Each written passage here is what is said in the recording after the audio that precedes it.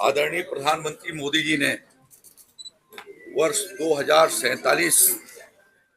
जब स्वतंत्रता के 100वीं वर्षगांठ मनाई जाएगी, शताब्दी समारोह का, तो भारत को विकसित भारत के रूप में बनाने का लक्ष्य रखा है। उसी क्रम में उत्तर प्रदेश के मुख्यमंत्री योगी आदित्यनाथ जी ने उत्तर प्रदेश राज्य को विकसित उत्तर प्रदेश बनाने का संकल्प लिया और उस दृष्टि से उन्होंने ऑनलाइन पोर्टल पर और विभिन्न चर्चाओं के माध्यम से विकसित उत्तर प्रदेश के लिए उत्तर प्रदेश के जनमानस से और प्रबुद्धजनों से,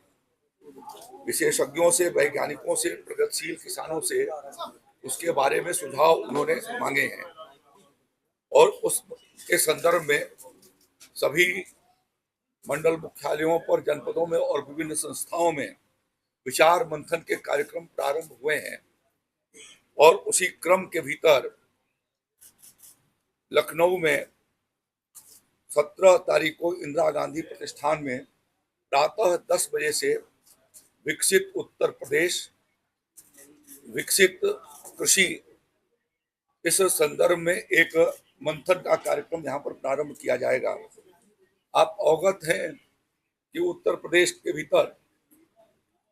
भारत के कुल कृषि भूमि का 11% हिस्सेदारी है, भूमि उपलब्ध है, लेकिन खाद्यान्न उत्पादन में उत्तर प्रदेश 21% से ज्यादा 22% के करीब उत्पादन पैदा कर रहा है। और हम खाद्यान्न उत्पादन में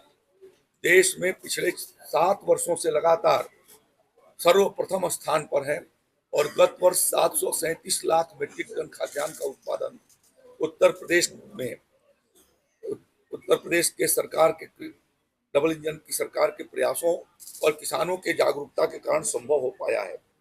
बाजरा, मसूर और राई, सरसों में हम दूसरे स्थान पर हैं, आलू उत्पादन में पहले स्थान पर हैं और इसी प्रकार से गन्ना उत्पादन और सब्जियों के उत्पादन में भी आज और दूध के उत्पादन में अपना उत्तर प्रदेश नंबर 1 पर चल रहा है। 2016-17 में जब उस समय समाजवादी पार्टी के अखिलेश यादव की सरकार थी, तो उस समय जो कुल ग्रास वैल्यू GSVA जो था वो मात्र 2 लाख करोड़ रुपए का था। गत वर्ष 2024-25 में वह बढ़ करके 118.5% बढ़ करके 4,35,000 करोड़ रुपए हुआ है और हम इस साल उम्मीद करते हैं कि हम लोग 5.5 लाख करोड़ में इस साल हम पहुंच जाएंगे। जहां विकसित उत्तर प्रदेश के लक्ष्य के भीतर आदरणीय प्रधानमंत्री ने भारत का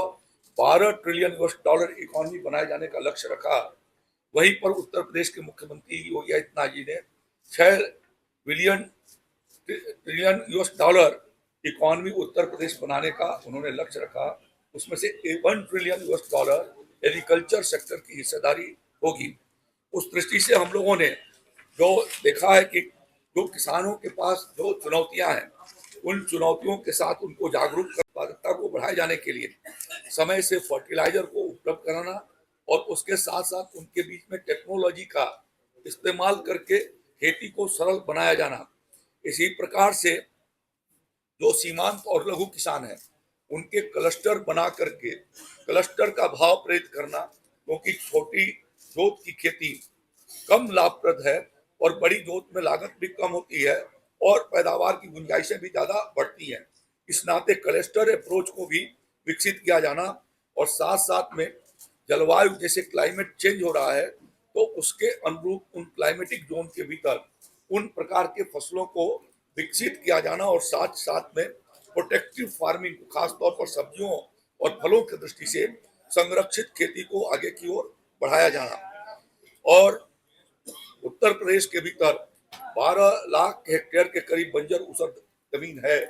तो क्रमशः उसको खेती योग्य बना करके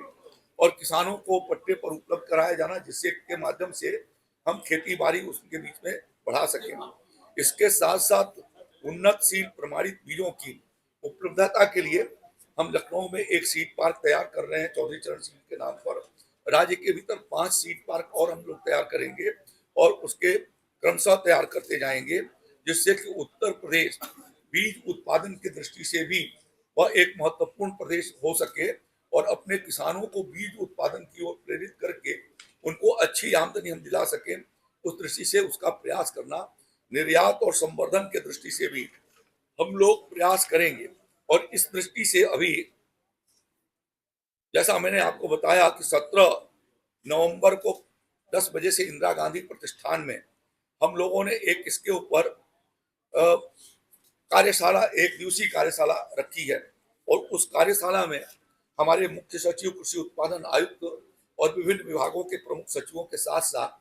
सभी जो हमारे कृषि संबंधित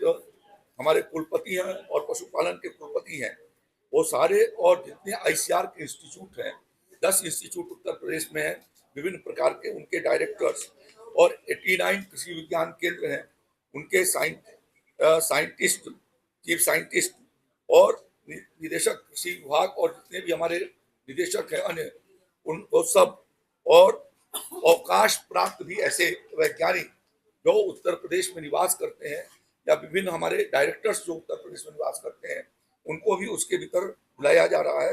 इसी प्रकार से प्रदेश के 4 पद्मश्री किसानों को, यूपी दास के लोगों को, और जो सॉइल कंजर्वेशन के जितने डीडी और प्लांट प्रोटेक्शन के डीडी हैं उन्हें, और सभी मंडलों से एक एक डीडी को इस कार्यशाला के भीतर, और सभी जेडीएच को हम लोग आमंत्रित कर रहे हैं, जिससे उनके अनुभव और उनकी क्या सुझाव, महत्वपूर्ण सुझाव हैं, इसे तैयार किया जा सकता है। इसके ऊपर एक पूरी कार्यशाला, भविष्य की कृषि की रूपरेखा, जो विकसित उत्तर प्रदेश का विकसित कृषि होगा, उसकी पूरी कार्य योजना के लिए उनसे सुझाव आमंत्रित किए जाएंगे और उसके भीतर ओपन डिस्कशन भी हम लोगों ने रखा है। तो मैं ये समझता हूं कि प्रदेश की राजधानी में यह अपने में एक महत्वपूर्ण कार्यशाला है। इसके भीतर वो प्रोग्रेसिव फार्मर्स को बुला रखा है, जिन्होंने विभिन्न क्षेत्रों के भीतर अपने अचीवमेंट किए हैं और कैसे किए हैं, उनकी सक्सेस स्टोरी। इसी प्रकार से लगभग 20 के करीब जो बेहतर एफपीओ, जो कृषि उत्पादक संगठन और समूह हैं, उनके लोगों को भी बुला रखा है कि वो उत्तर प्रदेश को विकसित उत्तर प्रदेश बनाए जाने में, विकसित कृषि का जो रोल है, $1 ट्रिलियन इकोनॉमी को पहुंचाए जाने में उनके जो अपने अनुभव हैं और जो उनकी सफलता की कहानी है, साथ साथ में जो वैज्ञानिकों के अनुभव हैं, उसके आधार पर हम लोग यह अपनी कार्यशाला संचालित करने जा रहे हैं। उसके भीतर कुछ विशेष हाइलाइट्स हमारे हैं कि digital agriculture, use of digital in infrastructure और एआई का इस्तेमाल, क्योंकि आज कृषि के क्षेत्र में भी आर्टिफिशियल इंटेलिजेंस का बहुत महत्वपूर्ण योगदान है। मौसम के हालात किसानों को हम सही तरीके से अवगत करा सकें, इसके लिए भी एआई की जरूरत है। उनके क्रॉप्स के क्या पोजीशन है उसके बारे में उनको जानकारी दे सकें, इसके लिए एआई का एग्रीकल्चर सेक्टर के भीतर इस्तेमाल। दूसरा इशू है उसके भीतर क्लाइमेट, जो चैलेंजेस हैं आज की, जलवायु परिवर्तन। अभी हम लोगों ने उत्तर प्रदेश में देखा कि कुछ जिलों में बहुत भारी बारिश हुई और कुछ जिलों में समय से बारिश नहीं हुई, बाद में कहीं बहुत बड़े पैमाने पर बारिश हुई, तो जो फसलों को नुकसान पहुंचा रहा है, उस दृष्टि से क्लाइमेट चैलेंजेस और के को देखते हुए हम कैसे जो मौसम प्रतिरोधी प्रजातियों को विकसित कर सकें और कौन सी वो टेक्नोलॉजी इस्तेमाल कर सके एग्रीकल्चर की, जिससे वो मौसम की मार से किसानों को बचाया जा सके। इसी प्रकार से soil health planning, Uttar Pradesh ही नहीं देश के अधिकांश हिस्सों में लगातार रासायनिक फर्टिलाइजर के इस्तेमाल करने से ऑर्गेनिक कार्बन की बहुत मात्रा में कमी हो गई है। इसी प्रकार से पशुपालन और हरी खाद का इस्तेमाल नहीं किए जाने की वजह से भी जो भूमि का क्षरण हो रहा है और साथ साथ में जमीन के भीतर ऑर्गेनिक कार्बन की कमी हो रही है, तो उसके ऊपर भी एक चर्चा होगी कि सॉइल हेल्थ को मेंटेन करने के लिए ऑर्गेनिक कार्बन कंटेंट को कैसे हम मेंटेन बना करके रखें और उसमें किसानों को किस प्रकार से जागरूक करें, उनका वही सुझाव उसके भीतर प्राप्त किया जाएगा। इसी तरीके से जिस प्रकार केमिकल फर्टिलाइजर मानव जीवन या पशुओं के लिए भी बड़ी पैमाने पर हानिकारक है। तो उसमें नेचुरल फार्मिंग, प्राकृतिक खेती को कैसे प्रोत्साहित किया जा सकता है और उसका भविष्य और उसकी प्रैक्टिस के बारे में कि कौन सी प्रैक्टिसेज उसको बढ़ाई जा सके, इस पर विचार विमर्श होना है और उनके बारे में उनसे सुझाव लेना है। इसके लिए भी जो उसके अनुभवी क्षेत्र के लोग हैं उनको हम उसके भीतर आमंत्रित कर रहे हैं।